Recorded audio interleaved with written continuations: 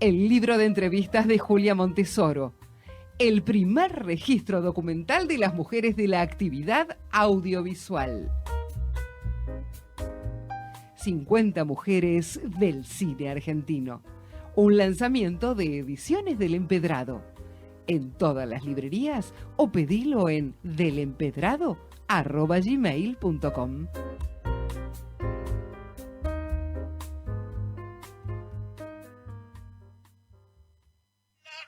GPS Audiovisual Radio. Todos los miércoles a las 19 horas, el protagonista es el cine argentino. En la mirada de Julia Montesoro. Un programa con perspectiva de género que nuclea la industria cinematográfica del país.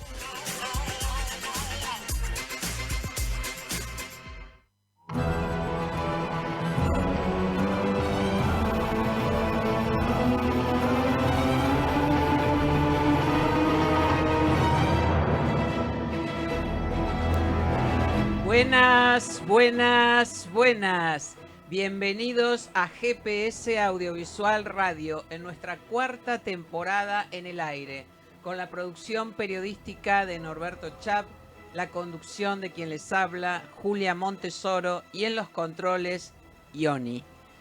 Sabrina Farshi emprendió el complejo camino de desandar la vida no tan pública de una mujer esencial en la historia argentina. El resultado es Mariquita, Mujer Revolución, que se exhibe en el Cine Gaumont y que además se presentará todos los viernes de junio en el CCK a partir del viernes 2, con una charla posterior a la exhibición. Estamos con Sabrina Farshi, es un gran gusto que nos puedas acompañar. Sabrina, ¿cómo estás?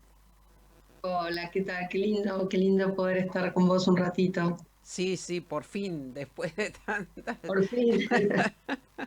Bueno, el documental comienza con un hecho real que parece ficción, y es que describe las dificultades que se te presentaron para financiar la historia de Mariquita. ¿Cómo sorteaste esas dificultades? ¿En qué momento pudiste efectivamente llevar a cabo este proyecto, la película? Bueno, para mí la historia de Mariquita da para mucho, porque contar la historia de Mariquita es abrir la historia del comienzo de nuestra patria y, o sea, siempre pienso en los proyectos con perspectiva de género, pienso en protagonistas femeninas y entonces me parece que era como un gran punto de vista para contar el inicio de nuestra nación, eh, donde lo público y lo privado construyen una misma cosa, ¿no? Entonces creo que es un personaje que tiene muchos condimentos, tanto para una miniserie como para una película de ficción. Pero bueno, fue muy difícil hacer entender esto que te estoy contando, las excusas del presupuesto o de que no era un personaje tan conocido, la época, bueno, etcétera, hicieron que no encontrar otra manera más que hacer el documental, y creo que ahí es donde de alguna manera para mí gana la historia, si bien me sigue gustando la idea de poder hacer la ficción, pero creo que el documental me permitió ciertas libertades que a mí me gustan mucho y donde Mariquita y yo de alguna manera también contamos historias parecidas. Creo que el hecho de aparecer en la película, que es algo que me lo planteé mucho, si aparecía, si no aparecía, creo que es lo más genuino que pude hacer por todo lo que significa Mariquita para mí, y porque creo que muchas somos Mariquita, ¿no? O sea, creo que es una mujer muy contemporánea y que la posibilidad de traerla hoy tenía que ver con poner el cuerpo yo, con aparecer, con poder corporizarla en el cuerpo de Mayra Bonar y de Zoe Gotuso, para poder justamente que puedas empatizar con ella y tener esa noción de algo más tangible, que no fuera una dama antigua. Claro. Exactamente, ese es uno de los tantos hallazgos de la película, ¿no? De Mariquita, Mujer Revolucionaria. ¿Te pusiste a pensar, si esos obstáculos tuvieron que ver con la condición de mujer de tu protagonista o con tu Creo propia que condición de mujer.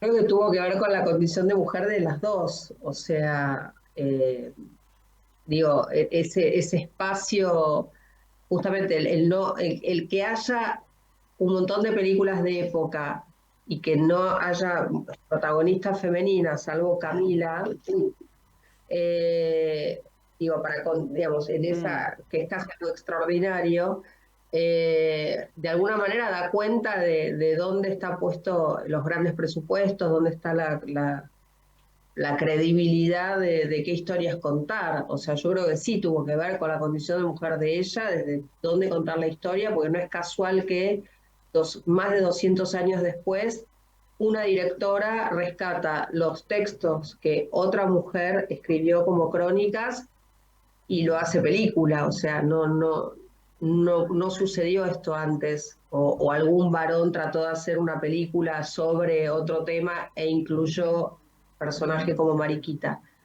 Lo cual a mí me lleva a pensar, digo, cuán poco sabemos de la historia, imaginando que la historia que nos contaron en el colegio fue mm, creada por Bartolomé Mitre, ¿no? Que era dueño, digamos, del diario, sí, digamos. sí. Ahí es como que la importancia de la crónica, de la palabra escrita, de dejar registro, es donde se vuelve importante. Y ella lo hace a través de la palabra, las que trabajamos en audiovisual lo hacemos a través de nuestros guiones y nuestras películas. Ahora, ¿cómo se te ocurrió esta versión que no solo plantea un cruce entre pasado y presente, sino también entre géneros? Hay allí el documental desde ya, pero también hay fragmentos ficcionalizados, también hay algo de musical. Mm. eh, Mira, creo que justamente hay una frase que dice Mariquita era una mujer diversa y desde esa diversidad a mí me permitió tomar distintas opciones que tiene el audiovisual. Yo tengo un pasado más ligado al ujú, videodanza, a la instalación, al video experimental y, y me permitió abrir un poco, salirme de lo tan más cuadrado, ¿no? El documental podría haber sido un típico documental de cabezas parlantes que de información, pero me pareció que para mí era más interesante traerlo lo más posible a hoy y que tuviera una identidad. Te puede gustar o no, pero es un documental que tiene una identidad y un punto de vista. ujú. ¿Y qué te llevó a tomar la decisión de que dos actrices diferentes, distintas, compusieran a una misma protagonista? Y porque justamente había, como no había varias fotos de ella, o sea, solo hay un daguerrotipo y ella ya es muy mayor en ese daguerrotipo. Después hay 4 pinturas de ella donde todas parece como una mujer distinta, o sea que no era parecida. Y también creo que era importante sacarle esa cosa de dama antigua, de mirada del pasado, y entonces quería como corporizarla y además la posibilidad de que si se iba a hablar sobre ella, que ella estuviera presente, que ella pudiera opinar, que ella pudiera ser parte de esas opiniones, de eso que se habla sobre ella. Entonces la única manera era corporizarla y entonces por eso elegí 2 actrices. Bueno, en realidad una es más performer y bailarina Ujú. como es Mayra Bonart y Zoe Gotuso, que es más reconocida como cantante.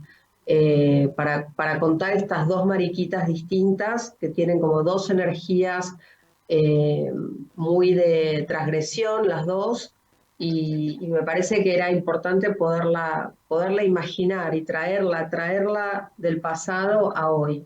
Por eso hay juegos, ¿no? Como que se ven los tatuajes de Zoe o la ropa que a veces es pero no es, o se ven, no sé, celulares, o se ven lámparas eléctricas, esas Mm. cosas que en realidad no es que son errores de arte, sino que es parte de la apuesta, ¿no? El poder de las mujeres es ser visibles, imprescindibles, ineludibles y en lo posible impredecibles, dice Mariquita Sánchez de Thompson, y vos la citás en la película. ¿Cuánto de vos hay en esa definición? Un montón, me doy cuenta que un montón.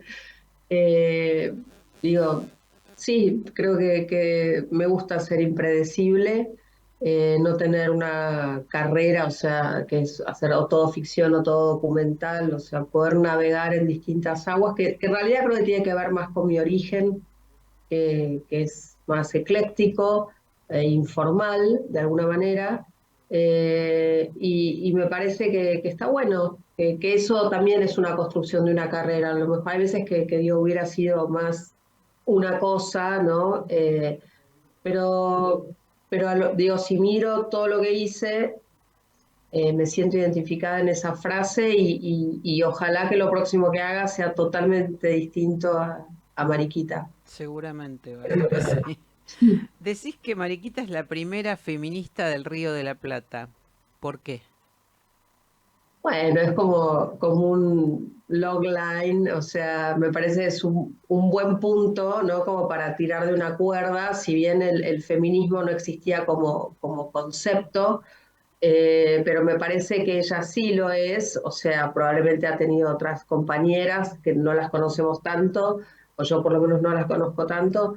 eh, Había otras mujeres que perseguían esos ideales de libertad, pero Mariquita, digo, entre esta sensación era tan importante para ella la libertad al punto de sentar jurisprudencia para poder casarse con quien quisiera, Ujú. que lejos de ser un gesto romántico, reviste un gesto político, y creo que ese es el lugar que a mí me parece interesante de ella, luchar por sus derechos, o sea, creérsela, eso me parece fantástico, digo, no solo sentir que debería tenerlos o la injusticia de la vida, sino que realmente agarra, toma la palabra y se planta con quien haya que plantarse y de esa manera sentar precedente para otras personas que estuvieran en la misma situación que ella. Lo mismo con la educación, ¿no? De cómo pensar la importancia de la educación de las mujeres o de hablar sobre las mujeres como si fuera algo importante y trascendental, que lo es, pero que en ese momento no lo era, o sea, no, no era parte de la discusión. Y si bien yo creo que Mariquita fue una mujer que pudo escribir, que pudo leer, digamos, tiene que ver con que era una persona que tenía recursos económicos y probablemente hubo otras mujeres que no los tenían y no corrieron la misma suerte, pero ella, digamos, dejó muchas cartas, dejó eh, las crónicas del virreinato, o sea, se ocupó de ser una cronista de su época y como si hubiera sabido que en algún momento se iba a escribir sobre ella o a hacer una película, ¿no? Si los varones lo hacían, ¿por qué no lo iba a hacer ella? ¿Pensás que, o crees, después de toda la investigación que realizaste, que eso fue algo premeditado, pensado por ella, ese lugar, o simplemente se rebeló contra los cánones patriarcales, machistas de la época, que bueno, en ese momento no eran mirados así tampoco, ¿no? Mira, si hubiera sido solo una situación puede ser, pero digo, Mariquita es una mujer política a lo largo de sus 84 años, o sea, no es que hizo una y bueno, y ya está, o sea, a lo largo de esos 84 años fue haciendo cosas que tenían que ver con la política, o sea, cuando se exilió, cuando mantuvo a los artistas exilados, los escritores, digamos, fue fomentando la discusión, ella era la que decidía quién entraba y quién no a su casa para armar esos espacios de discusión política, de diversidad, ¿no? O sea, lo que hoy llamamos lobby, ¿no? Ujú.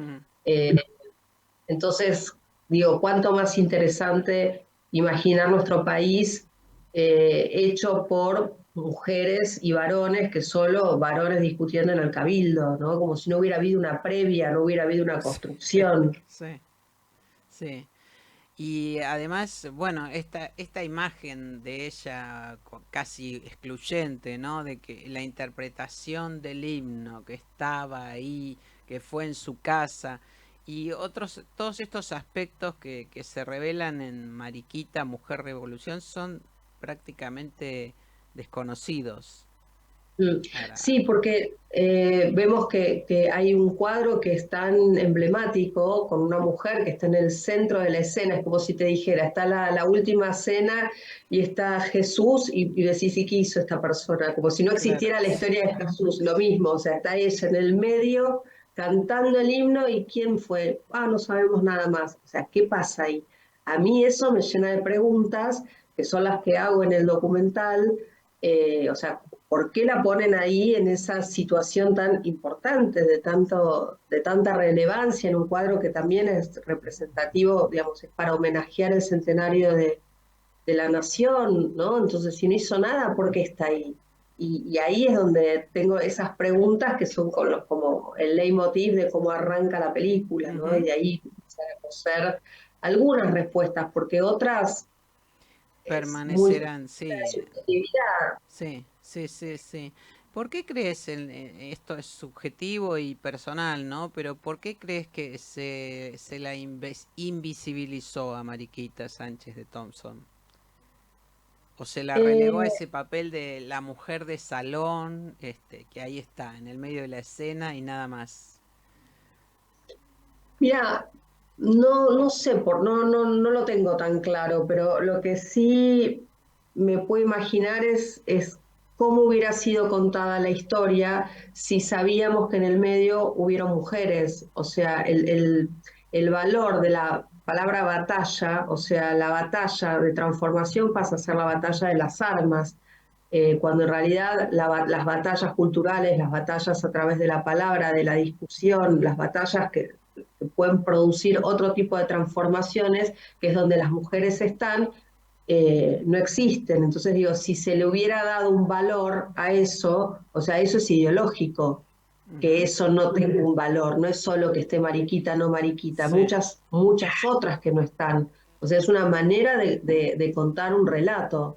Creo que de ahí tiene que ver que sea invisibilizada, porque yo sé que cantó el himno, pero si le preguntás hoy a chicos del colegio, creo que ni saben no, que no, la olvida, anécdota del himno, quiero decir, sí. muchísimo menos. Olvídate.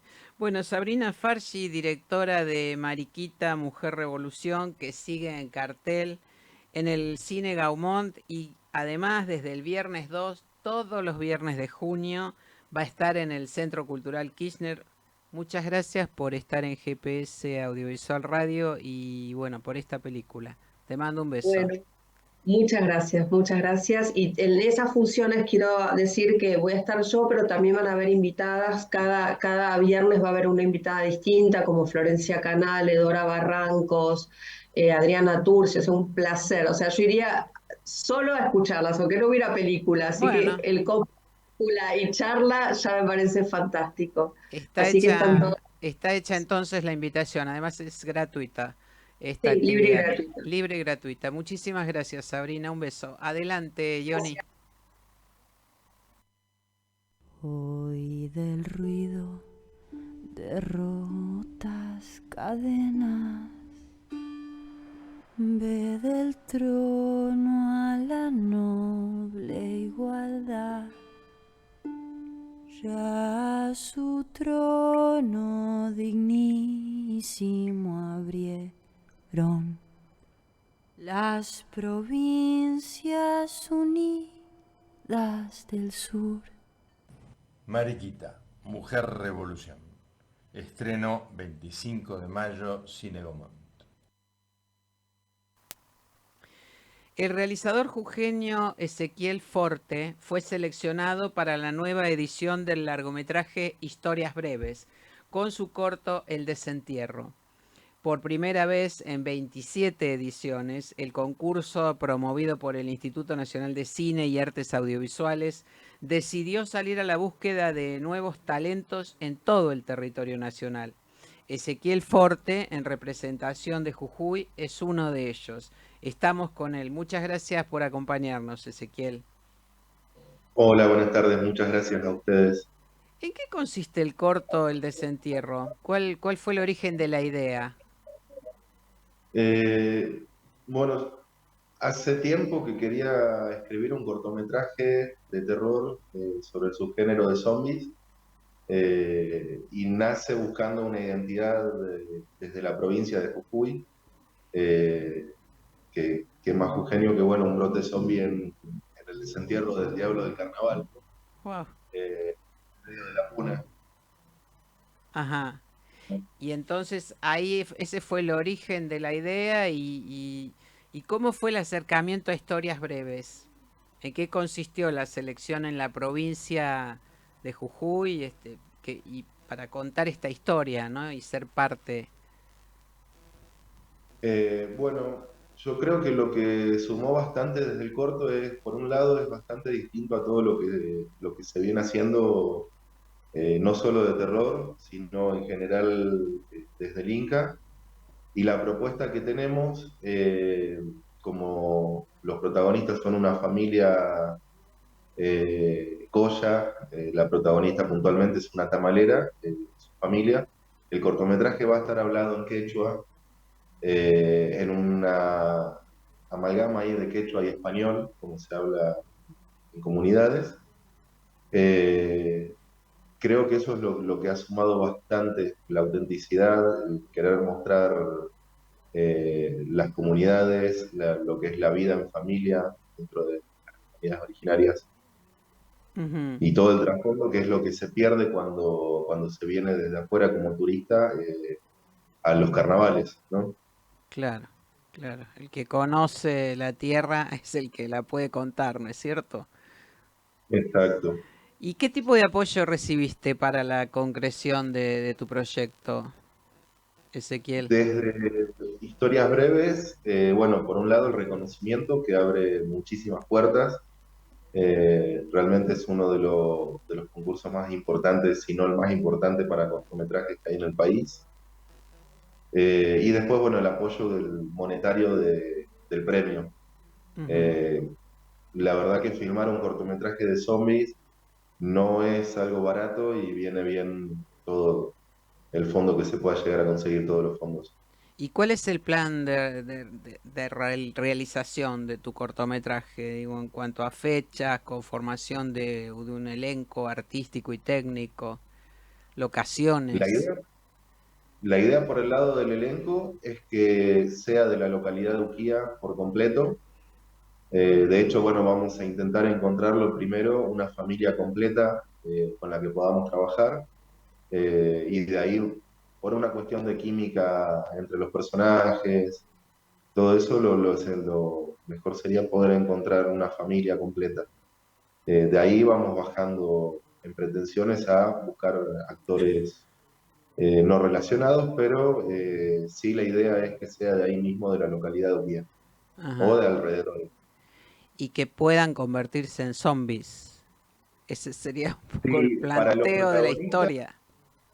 claro, para los protagonistas no tanto, ellos van a tener que encontrar la forma de sobrevivir al brote. Ah, Y sí, para los zombies va a haber una mezcla ahí étnica importante, que es lo que después, bueno, cuando se vea el cortometraje se va a ver en el subtexto, eh, todas estas caras turistas de afuera que van a aparecer. ajá. ¿Ya tenés un casting? ¿Empezaste un casting o recién No, estás en los preliminares? estamos en los preliminares de la preproducción. Puntualmente, ahora, tal vez a mediados de junio, empecemos la preproducción y mediados, fines de agosto es la idea de estar filmando ya el corto. Ujú. ¿Y en cuánto tiempo pensás que vas a hacerlo? Vas a rodarlo, mejor El, dicho. el rodaje está pautado para 6 días. Ajá, ajá. Bueno, una historia potente, por lo que se vislumbra. Pese a que no contás demasiado, y está bien que lo que sea así, digamos, mantener la intriga, ¿no? Es una historia de terror, de fantástico, el género fantástico allí en la Puna, en el territorio jujeño. Vos sos egresado de la ENER NOA. Exacto, de la primera camada. Mira. ¿Y ves factible el desarrollo de la actividad audiovisual en la provincia sin recurrir a Buenos Aires? ¿Cuál es tu experiencia en ese sentido? Si bien, bueno, hay una dependencia histórica bastante importante de Buenos Aires, con la sanción del Instituto de Artes Audiovisuales de Jujuy, se abre todo otro abanico de posibilidades, ¿no? La verdad que veo con mucha esperanza y con potencialidad muy grande también los próximos 2 a 3 años acá en Jujuy. Creo realmente que Jujuy va a ser un polo audiovisual muy, muy importante dentro del país. Con la sanción del instituto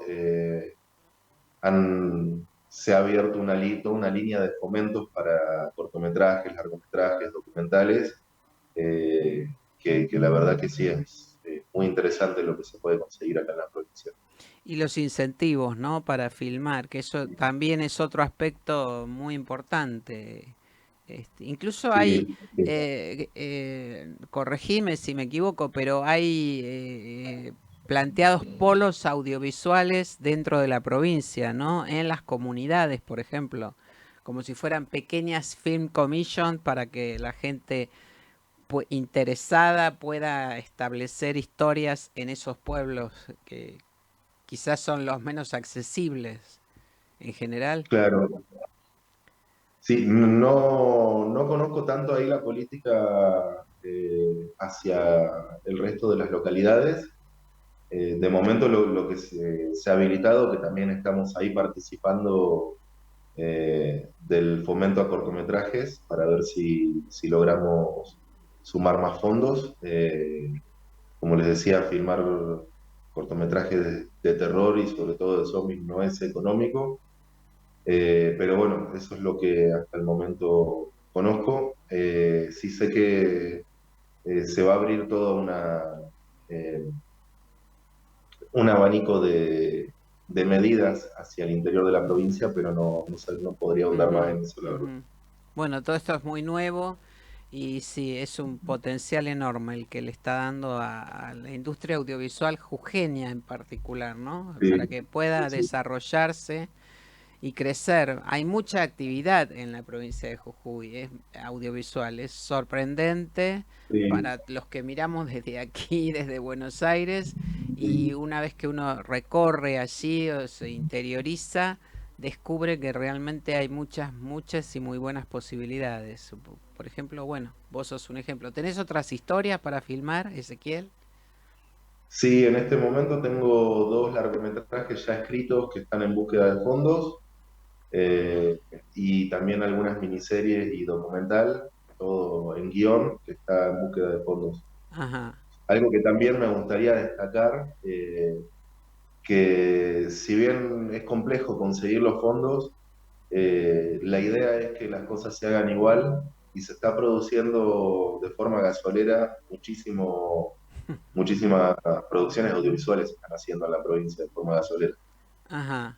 Algo a Bien. destacar bastante.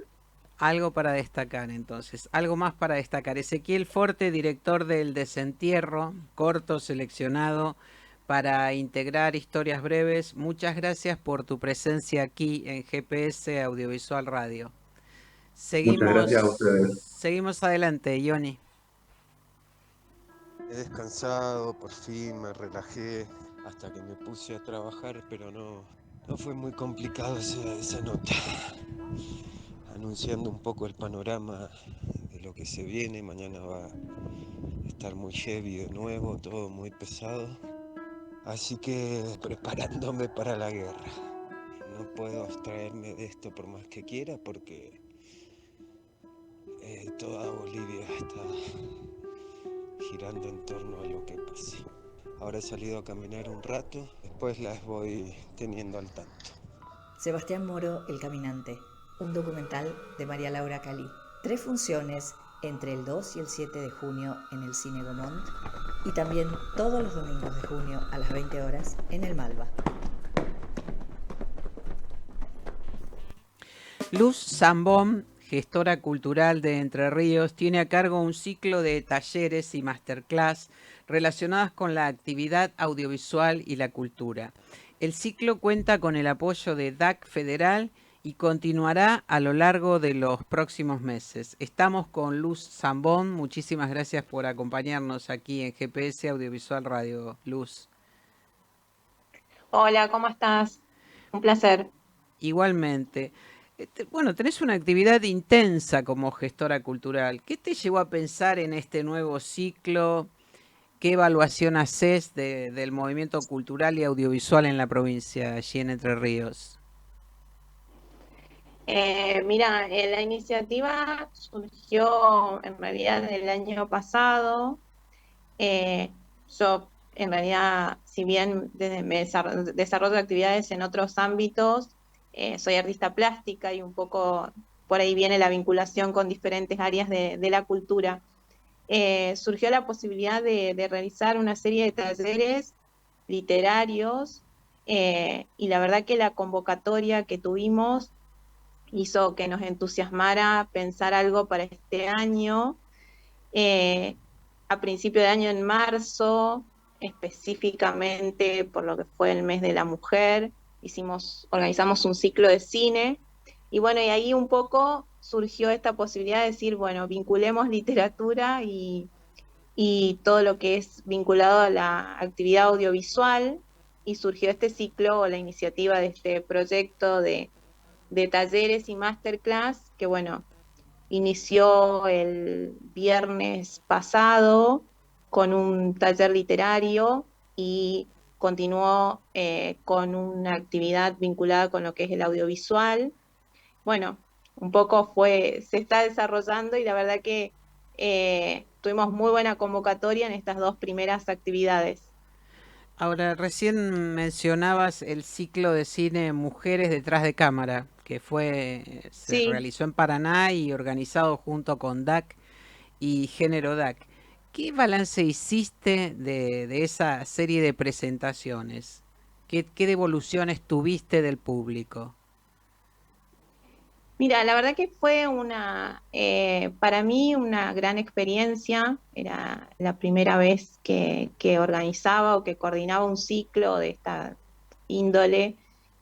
Contar con prestigiosas directoras como Inés de Oliveira César, Carmen Guarini, Tamae Garategui, que tuvieron la generosidad de acompañarnos y traer sus películas.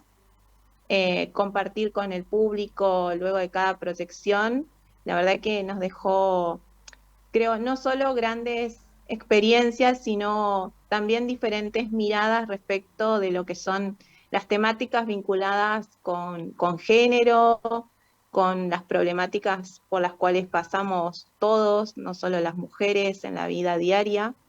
Creo que por ahí lo principal me parece que fue el acercamiento a diferentes y muy distintas temáticas en el ciclo. Uh-huh. Bueno, en esa intensa interacción con la Comisión de Género de DAC, ¿crees que se pueden planificar nuevos proyectos en términos de género en la provincia?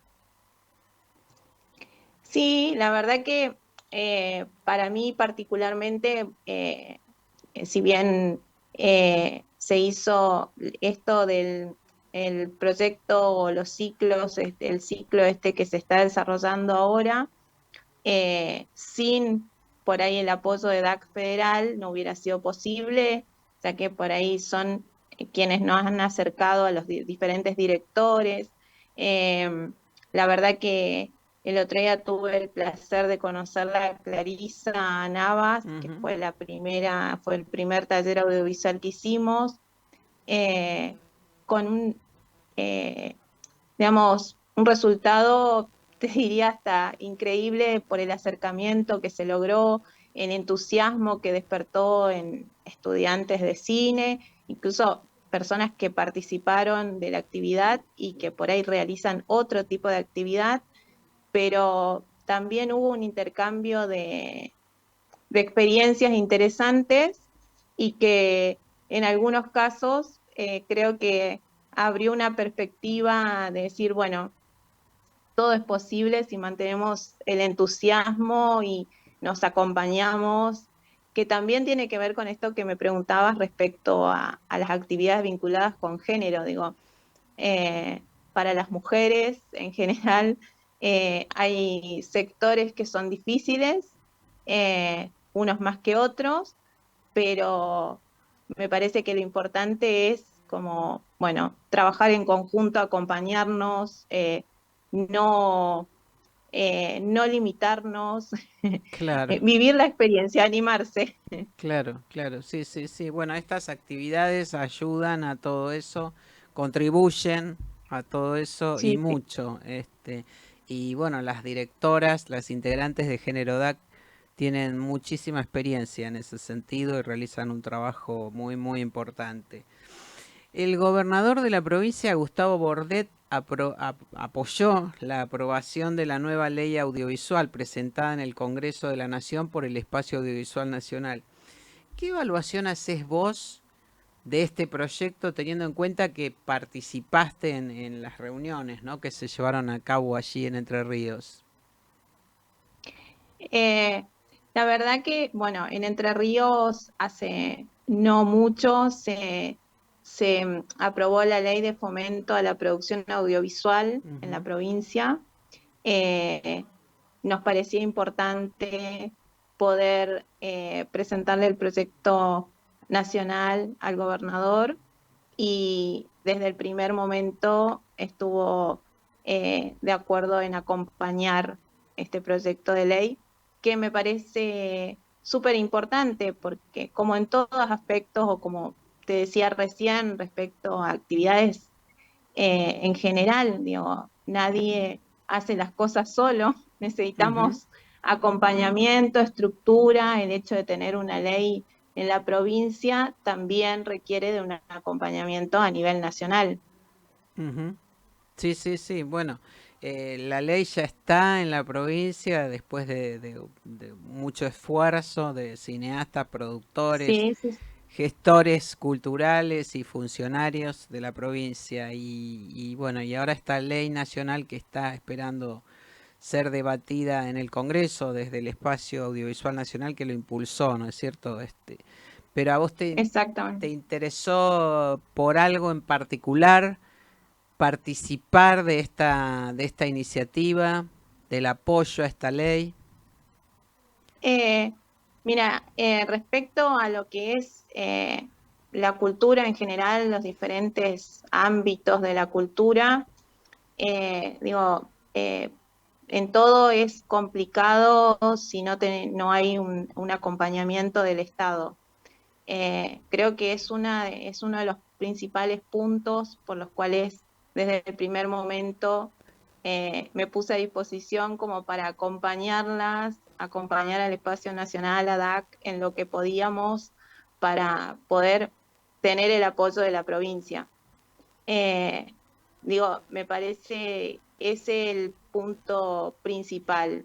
Eh, no para los artistas, para los realizadores, todo lo que es cultura es, digo, necesitamos, así como otros aspectos obviamente también, pero el acompañamiento del Estado es fundamental.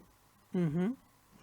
Ahora, volviendo a los talleres que coordinás y recién mencionabas hace un momento la experiencia con Clarisa Navas, también hubo un taller a cargo del escritor Gustavo Labriola.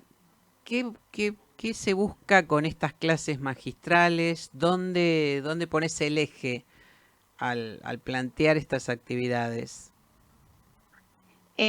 Hago una aclaración antes, Gustavo Labriola en realidad presentó un libro vinculado con lo que es literatura y cine, que incluso lo presentó junto a Inés de Oliveira César, eh, pero el primer taller que tuvimos fue a cargo de Jorge Consiglio. Ah, bien. Eh, pero bueno, en el caso de Gustavo, creo que es interesante la mirada porque es alguien que se dedica a algo totalmente diferente a lo que es el cine y la literatura, lo hace como hobby, ahora creo que, va por su segundo libro, pero tiene una mirada interesante porque se dedica a lo que es la economía, con lo cual, tiene en cuenta diferentes aspectos. Creo que una mirada mucho más amplia. Él también estuvo acompañando muchísimo para lograr el apoyo del proyecto de la ley a nivel nacional. Siempre acompaña muchísimo. Y en el caso del taller que nos acompañó Jorge Consiglio, también es una persona muy prestigiosa y pero a su vez el hecho de ser docente creo que también ha despertado gran interés en esto de, bueno, no solo analizar textos, sino también despertar la creatividad y un poco, animar a la gente a escribir. Claro. Tirarse a la pileta, de alguna manera. Claro, incursionar en distintas actividades, ¿no es cierto?, que tengan que ver con la cultura. Luz Zambón, gracias por acompañarnos, nos gratifica mucho poder referirnos a estas actividades que tienen que ver con la cultura y el cine. Vamos a seguir en comunicación y bueno, muchísimas gracias por tu participación aquí en GPS Audiovisual Radio. Adelante, Johnny. ¿Su credencial o algo que le pueda identificar que es antropólogo? La verdad que en este momento no lo porto ahí con...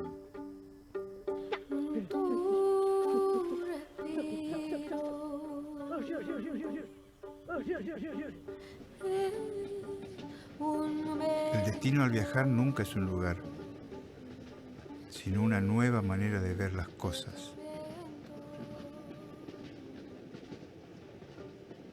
De lo que vengo a enterarme, justo ahora que estoy investigando al despenador.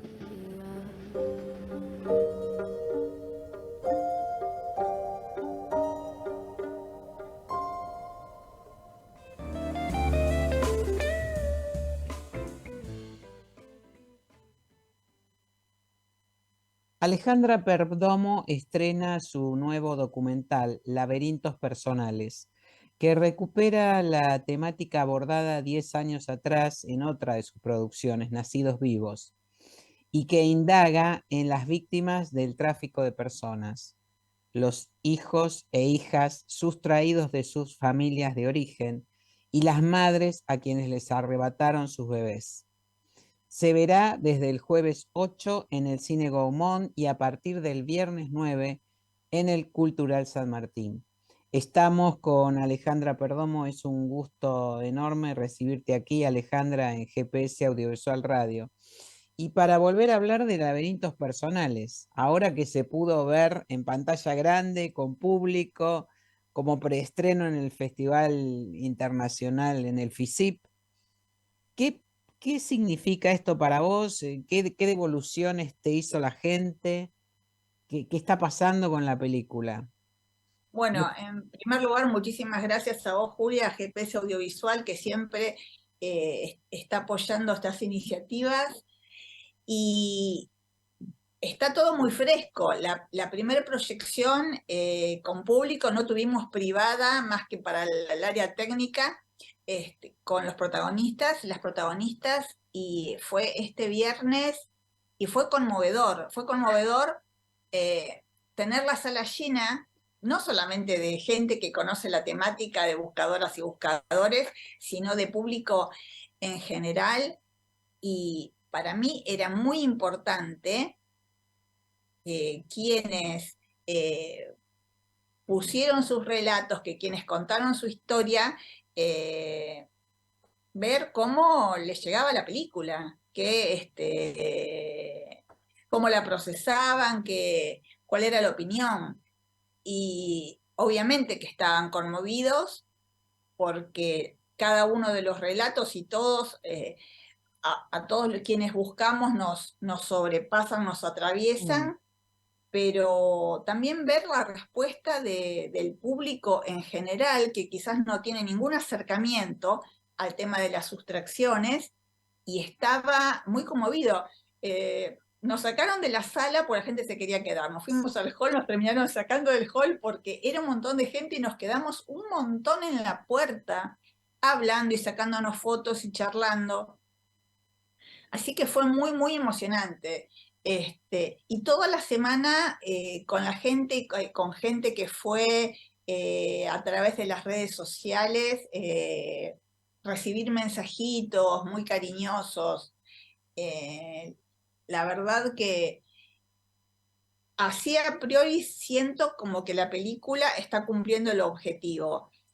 Que el objetivo es que más allá de hablar de la película, sino que la película sea un disparador para hablar de esta temática que está muy silenciada. Más que silenciada, naturalizada, es lo que siempre decimos. En todas las familias, en todos los lugares, todo el mundo conoce a alguien, a un hijo, una hija, que ha pasado por esta situación. Y bueno, quizás escucharlo de esa manera, en primera persona, hace que el público preste atención y deje de naturalizar y entienda, ¿no? En el fondo, cuál es la problemática. Porque muchas y muchos de nosotros también cargamos con el estigma de que te digan, pero si a vos te adoptaron, sos un malagradecido, una malagradecida por querer saber la verdad, ¿no? Entonces, al escuchar los relatos, al entender y profundizar un poco más, ya la escucha es otra. Por ejemplo, me contaba una señora que ella dice que es la más grande de todos nosotros, tiene más de 60 años, Ana, y la llevó a la casa el amigo de Mauro, que vino desde Santa Fe a ver la película. Él forma parte, él estaba viviendo en Mendoza cuando fuimos a filmar, y un amigo de toda la vida le decía a Ana, yo siempre supe lo de Mauro, pero nunca lo vi de esa manera, ¿no? Y teniendo cercanía, pero dice, nunca entendí quizás o el sufrimiento o las dudas, porque cada uno con esto hace lo que puede. Sí, ¿verdad? Exactamente, sí. Quien tiene acceso a poder hacer una terapia, por ejemplo, bueno, lo podrá procesar de una manera y hay quien no. Es muy complejo, no es lo mismo enterarse que uno no pertenece a una familia siendo muy chiquito, a que enterarte a los 40, 50 años como mucha gente. Claro. 60 años de que te enterás. Claro, bueno, y es un tema, además, no lo digo en desmedro de los apropiados durante la dictadura militar, ¿no? Pero es un tema que se suele asociar con la dictadura militar y no todos los casos tienen que ver con eso. Vos misma estás diciendo, hay personas de 50, de 60 años que se enteran ahora que su origen no es el que le hicieron creer toda la vida, o el que creyó toda la vida. Es lo que yo siempre digo, porque cuando yo a veces cuento que estoy buscando mi identidad de origen, saber la verdad, me dicen, ¿pero cuántos años tenés? Digo, tengo 59. Ah, pero no sos de la dictadura. No. Claro. ¡Qué raro! Entonces, lo que pasa es que todas las campañas publicitarias, todo el aparato del Estado, y está muy bien, como yo siempre lo digo, siempre toda la publicidad dice, o decía, si vos dudas de tu identidad y naciste en tal periodo, acércate a abuela. Sí. Ahora, si no estás dentro de ese rango, ¿a dónde vas? Claro. nadie sabe a dónde ir. Por eso es lo que yo siempre digo, no tenemos una hoja de ruta, cada uno, nosotros, bueno, yo tengo el privilegio de estar en Buenos Aires, que digamos los organismos, los archivos generales, uno se puede manejar en Cava de otra manera, pero quien está en una provincia, en un pueblito del interior, ¿cómo hace? Sí. Para pedir documentación por eso, hay diferentes complejidades y está tan naturalizado que hasta no se lo consideraría como la violación de un derecho humano. Claro. ¿Verdad? De naturalizado que está el tema, ¿no? Claro. El tráfico de personas y la apropiación. Y es tráfico de personas. Sí, o sea, lisa y llanamente, sí. Lisa y llanamente. Cuando decís así te dicen, no, pero no digas de esa manera, pero si a vos te criaron bien, pero entonces uno tiene que estar explicando todo el tiempo, que es un derecho que fue vulnerado y que toda persona tiene derecho al conocimiento de la verdad. Sí. Después decide qué quiere hacer con eso, ¿no? Pero después en principio decide qué quiere hacer. Es eso. Pero en principio tiene que contar, recuperar ese derecho, contar con las herramientas. Y bueno, fue un poco la idea de la película, como vos decías, la temática yo la abordo a través de Nacidos Vivos, que empecé con eso en el 2010, cuando yo veía que no tenía respuestas con mi búsqueda, y yo pensé que era, como digo siempre, un caso aislado, y después me encontré con que hay muchísima gente y grupos y buscadores a nivel mundial, no solamente en Argentina. Y entonces, bueno, fue la idea de hacer esa película que creo que es como que la cuento hasta yo misma desde el asombro, ¿no? De encontrarme con algo que yo desconocía. Entonces yo dije, si yo que estoy atravesada por la temática, desconozco todo, el resto debe estar menos que yo. Entonces esa fue un poco la idea. Ahora esta es ver que pasó el tiempo, que pasaron más de 10 años, que yo me fui adentrando en la temática, que por haber hecho Nacidos Vivos se han comunicado con mis buscadores argentinos del resto del mundo o de nacidos afuera preguntándome cómo puedo hacer para empezar a buscar. Me encontré dando respuestas yo como afectada, ¿no? Y por el hecho de haber hecho la película, de escuchar y de conocer historias. Y llené, como digo siempre, todos los formularios, fui a todas las oficinas a los cuales uno como buscador se puede remitir. Registro Civil Central, al Archivo Defensoría del Pueblo, a la ESMA, donde funcionaba en la gestión anterior la Secretaría de Derechos Humanos, después los archivos esos en esta gestión pasan a CONADI. Yo, o sea, hice todos los deberes siempre. Todavía no tengo respuesta. Pero más allá de, como digo yo, de lo personal, la historia de cada uno, la pandemia nos llevó a unirnos y a pensar en hacer algo de manera colectiva, que fue esta presentación ante la justicia federal. Y bueno, y ese es todo el camino que narra este nuevo documental. Ahora, ¿te toman como referente en la búsqueda de víctimas de tráfico? ¿Te piden que te involucres en búsquedas o campañas? Sí, todo el tiempo. A mí la palabra referente me da dolor de cabeza, porque cuando, yo, como digo, yo no me considero referente de nada, o cuando me dicen, ay, te estoy hablando, ¿no? Entre los buscadores, ¿no? La directora, le digo, yo antes de directora soy buscadora, ¿no? Cuento con esta herramienta, que es la del cine, la de poder narrar desde lo audiovisual, pero yo creo que cada uno desde el lugar que está puede contribuir visibilizando, sumándose, haciendo campañas, yendo a donde haya que ir, ¿no? Visibilizándose de la manera que fuera, o en redes sociales, o simplemente estando o acompañando personas que en la búsqueda. Claro, Sí, en todo caso, tu trabajo es, o tu tarea es poner la cámara para hacer un instrumento, ¿no? De todas estas búsquedas. ¿Laberintos personales busca abrir nuevos caminos? ¿Hay gente interesada en conocer sus raíces o en investigar? ¿Notás que pasa eso? Sí, muchísimo, muchísimo. Y sucede, hay gente que se va sumando permanentemente. Hay gente que se va sumando permanentemente a la búsqueda.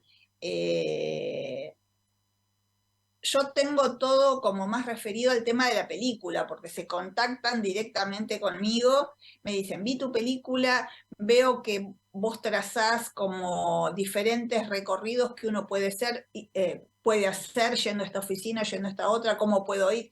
Ya te digo, yo me encontré con una película y dando respuesta, humildemente, una respuesta que muchas veces el Estado no te da. Y así como yo, muchísimas buscadoras y buscadores.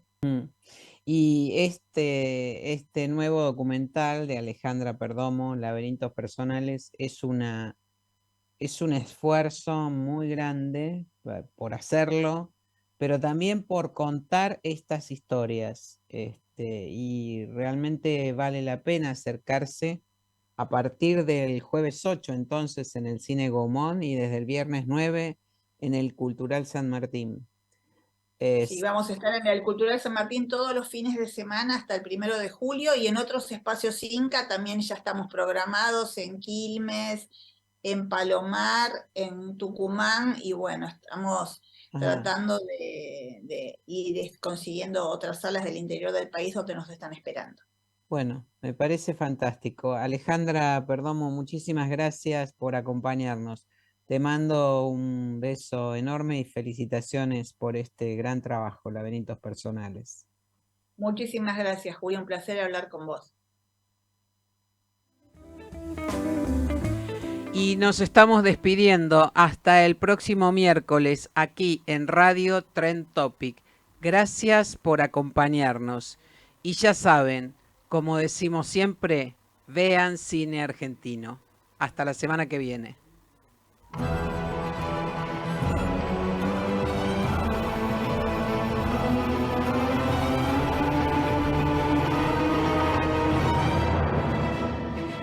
Esto fue GPS Audiovisual Radio.